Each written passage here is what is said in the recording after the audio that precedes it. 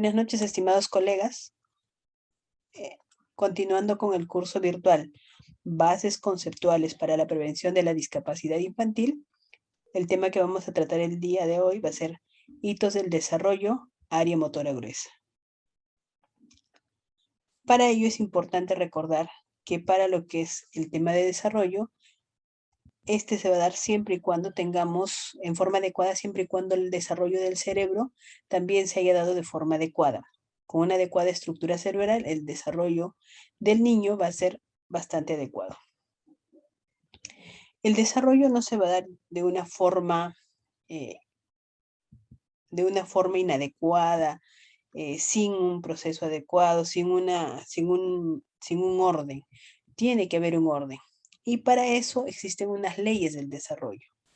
Las vamos a mencionar acá y es importante que las recuerden porque eso es algo que va a regir el desarrollo del niño. Entonces, ¿cuáles son estas leyes del desarrollo?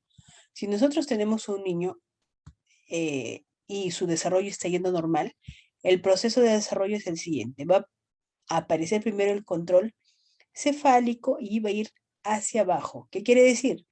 La ley cefalocaudal. Primero va a controlar la cabeza, luego el tronco y posteriormente los miembros inferiores. Entonces, la primera ley de la que estamos hablando, ley de desarrollo, es la ley de desarrollo, la ley cefalocaudal. Entonces, inicia el proceso de control de cabeza, continúa control de tronco y así va, de forma de arriba hacia abajo, cefalocaudal.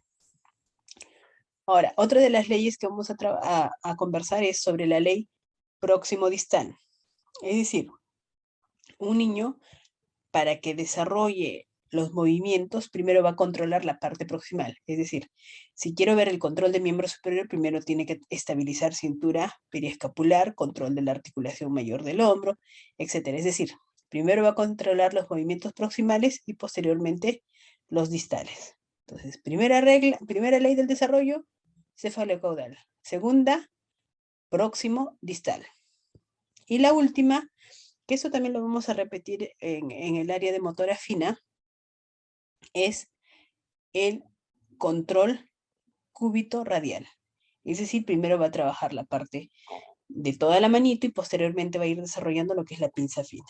Entonces, leyes del desarrollo son tres: la próximo distal, cefalocaudal y la cúbito radial. La motricidad en el ser humano es una necesidad básica. La motricidad va a reflejar todos los movimientos del ser humano. Estos movimientos van a determinar el comportamiento motor de los niños o niñas y se van a manifestar a través de las habilidades motrices básicas y se van a expresar en movimientos naturales. Es decir, esto se va a ir desarrollando conforme el niño va a ir adquiriendo un mejor control motor. Cuando hablamos de la motricidad gruesa, va a abarcar todas las partes del cuerpo que entran en movimiento con los músculos, los huesos y en forma armónica y en equilibrio y coordinación. El control motor grueso es un hito del desarrollo que un bebé va a refinar los movimientos descontrolados de inicio, que van a ser aleatorios e involuntarios y van a ir mejorando ese control a través de una maduración del sistema neurológico. El sistema neurológico va madurando, va mejorando el control motor y va a desarrollar un control motor fino posteriormente. Es decir, vamos desarrollando la parte motora gruesa y perfeccionamos el movimiento fino. ¿Qué quiere decir esto? El cerebro de inicio no va a tener un buen control motor, es decir, vamos a tener movimientos bruscos, toscos, van a estar en un control, digamos, involuntario.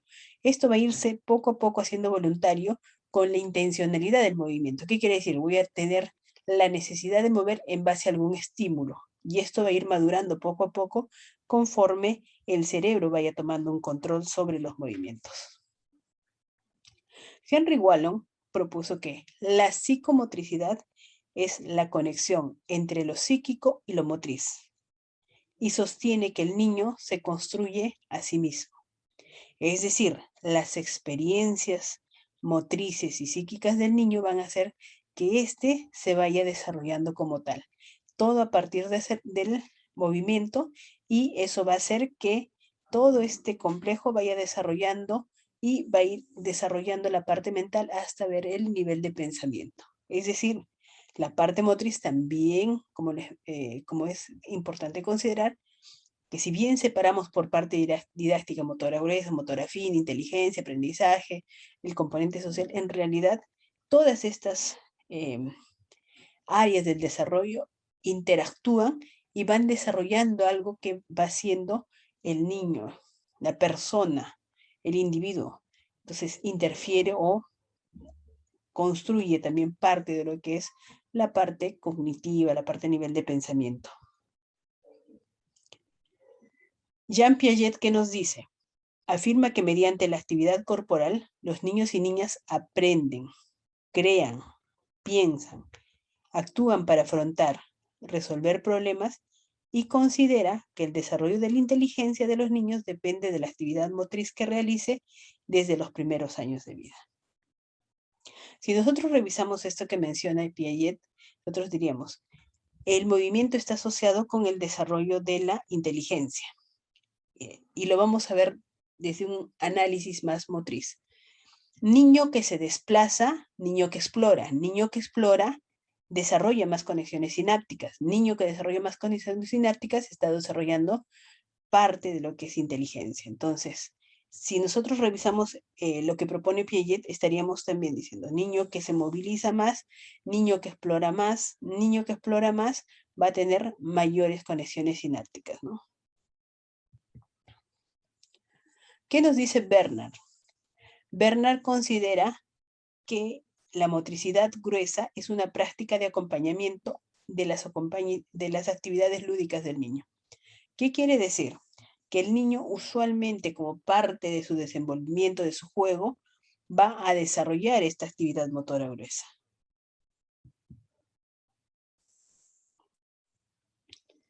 Julian, ¿qué nos dice? Él en los años 50 propuso una educación para los movimientos del cuerpo, es decir, entrenar algunos movimientos como parte de una terapia para reeducar a los niños y niñas con problemas de aprendizaje y de comportamiento que no respondían a una terapia tradicional. ¿Qué quería decir? Que quería modificar algunas conductas a través del movimiento.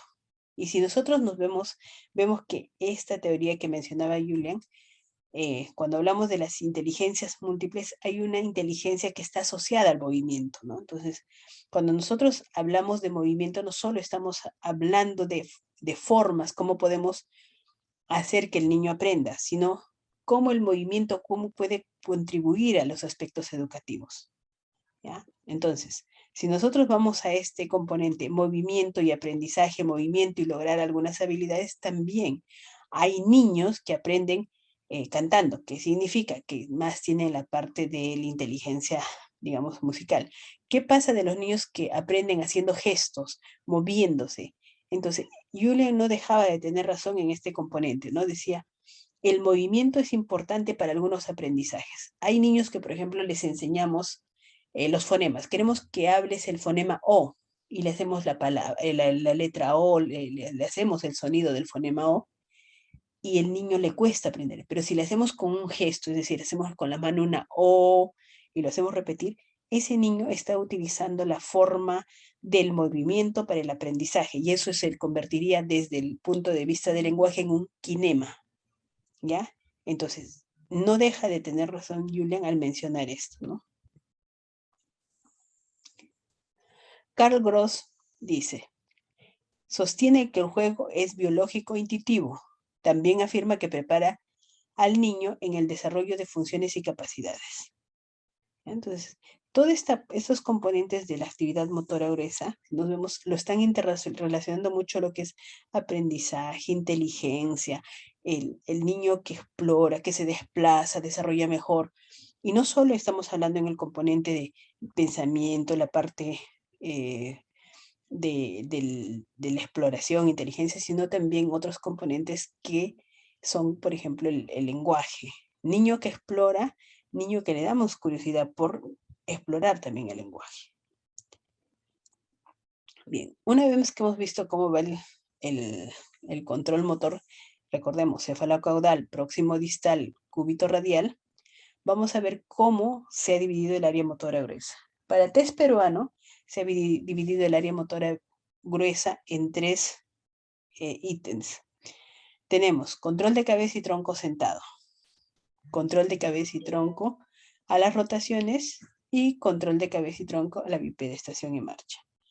En lo que corresponde a control de cabeza y tronco sentado, en el primer mes, nosotros tenemos que el niño, ¿qué es lo que vamos a observar? El niño en decúbito dorsal va a tener movimientos asimétricos de brazos y piernas. ¿Ya? Entonces, ¿se acuerdan que mencionábamos? Este movimiento asimétrico, descontrolado, tiene que ir poco a poco mejorando el movimiento, mejorando el control, con una maduración del sistema nervioso, y esto va a ir avanzando. Es así que al tercer mes, de acuerdo a las leyes de la maduración del desarrollo cefalocaudal, miren, tercer mes, la cabeza acompaña al movimiento, el tronco no cae. Se tracciona al niño de las manitos, la cabeza acompaña al tronco y no cae. Control cefálico. ¿Ya? Tercer mes. Ley cefalocaudal. Control la cabeza. ¿Qué sigue? Vamos a ver. Ya controla la cabecita y empieza el control de la parte superior del tronco. Entonces, dorso recto, apoyo hacia adelante con descarga de peso en los miembros superiores. Entonces, a los 5 meses ya hay un mejor control de cabeza y la parte superior del dorso ya está recto. En la parte inferior todavía permanece la curva. Al 7º mes, el niño ya va a lograr un mejor control de cabeza, mejor control del tronco cefalocaudal y va a lograr sentarse sin apoyo.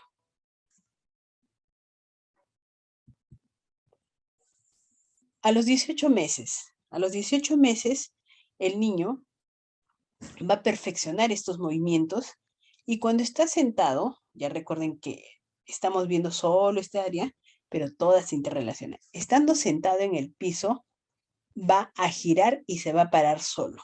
Entonces, ya acá ya perfeccionó el movimiento, tanto así que puede pasar de una posición de sedente a bípedo, haciendo un giro y logrando una postura en bipedestación. Entonces, sentado en el suelo, se para solo. 18 meses. Entonces, vamos a hacer un repaso. Primer mes, movimientos asimétricos de brazos y piernas.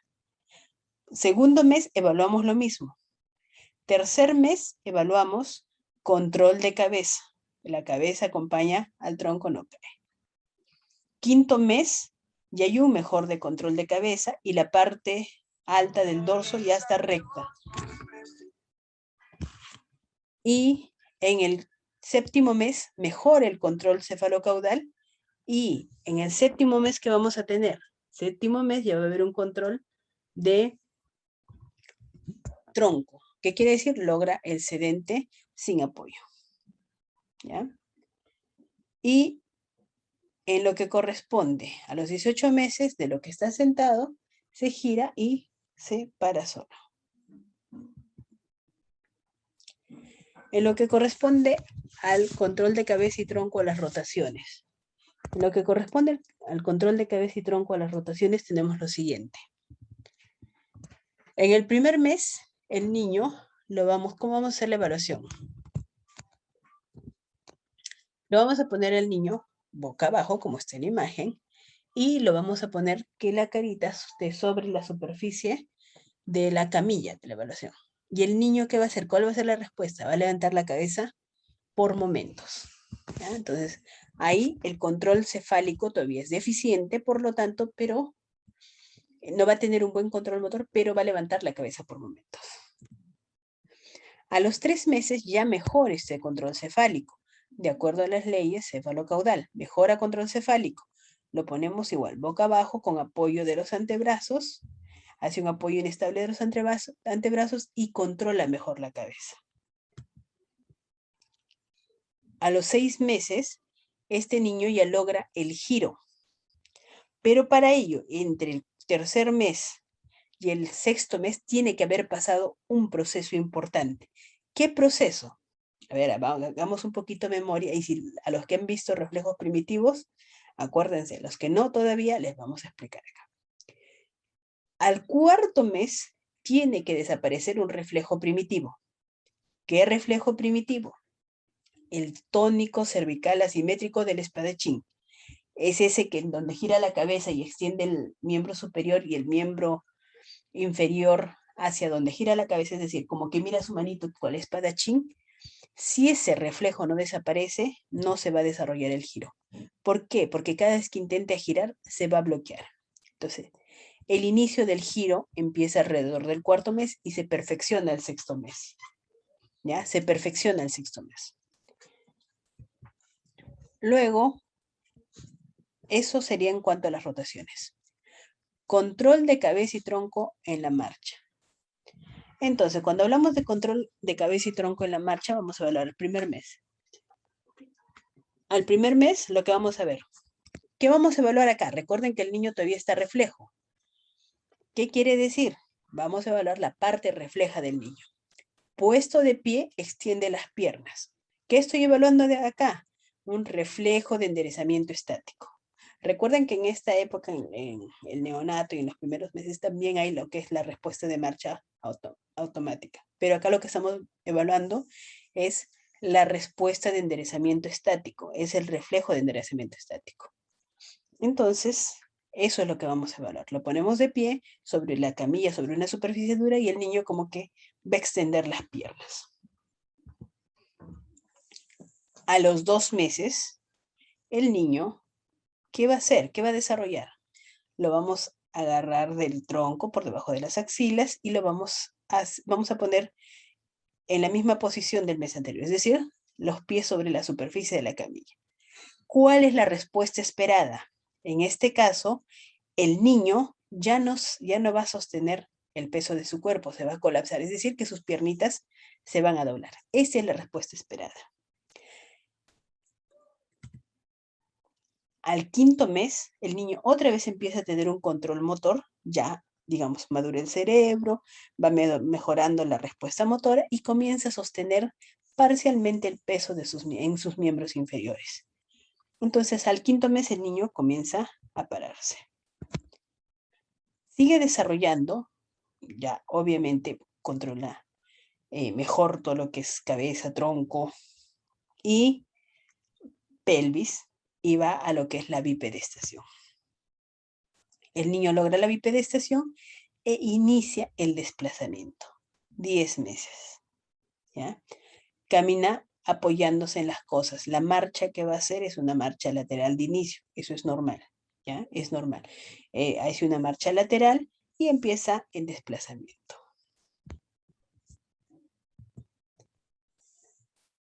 Una vez que ya mejora este control motor, ¿qué quiere decir?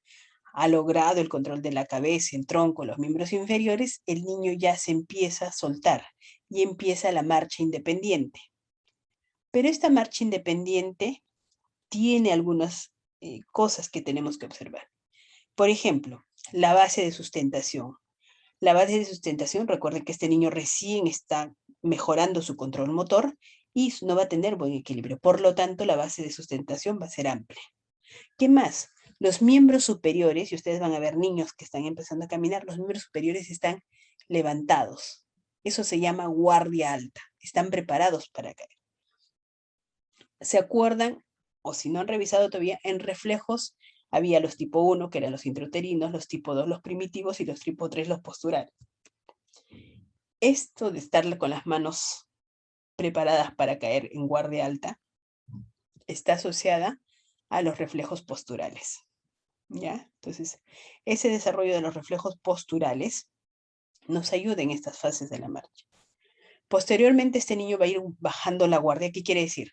Ya no va a estar con las manos levantadas, va a disminuir la base de sustentación y en este caso, este niño va a ir bajando la guardia para posteriormente, a los 18 meses, lograr lo que es un desplazamiento mucho más efectivo, como es el correr. Entonces, ya a los 18 meses, año y medio, el niño ya está logrando un desplazamiento más efectivo, más estable, y ya las manos no están como en guardia alta. ¿Se acuerdan miren, aquí está con las manos en alta como preparado para caer?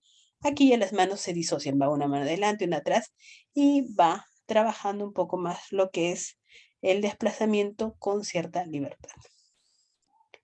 Bien, entonces, viendo esta parte del desarrollo motor grueso, o en los hitos del área motora gruesa, vamos a cerrar un poco revisando esta parte del test peruano. Entonces, ¿qué actividades tenemos acá? Control y cabeza de tronco sentado, control de cabeza y tronco a las rotaciones y control de cabeza y tronco a la marcha. En el primer mes que voy a evaluar, la parte, digamos, una es la parte de reflejos primitivos y la otra que voy a evaluar, cómo estos movimientos asimétricos, imprecisos, van a ir mejorando y perfeccionándose. Entonces, el primer mes, en lo que es control de cabeza y tronco sentado, movimientos asimétricos de brazos y piernas. En lo que es control de cabeza y tronco a las rotaciones, lo ponemos boca abajo y con la carita sobre la camilla y vamos a ver que por momentos levanta la cabeza y gira. ¿Ya? No va a ser un control motor bueno, un control cefálico, pero va a levantar su cabecita y muy cortos periodos. Ahora, en lo que es control de tronco, control de cabeza y tronco a la marcha, ahí estamos evaluando un componente reflejo, el reflejo de enderezamiento estático, y vamos a ponerlo sobre una superficie y va a extender las piernas. En el segundo mes, esta parte refleja, esta parte descoordinada va a ir mejorando, y lo que vamos a evaluar en el segundo mes es el control de cabeza y tronco a la marcha. ¿Qué pasa con esta resistencia que ofrecían los miembros inferiores?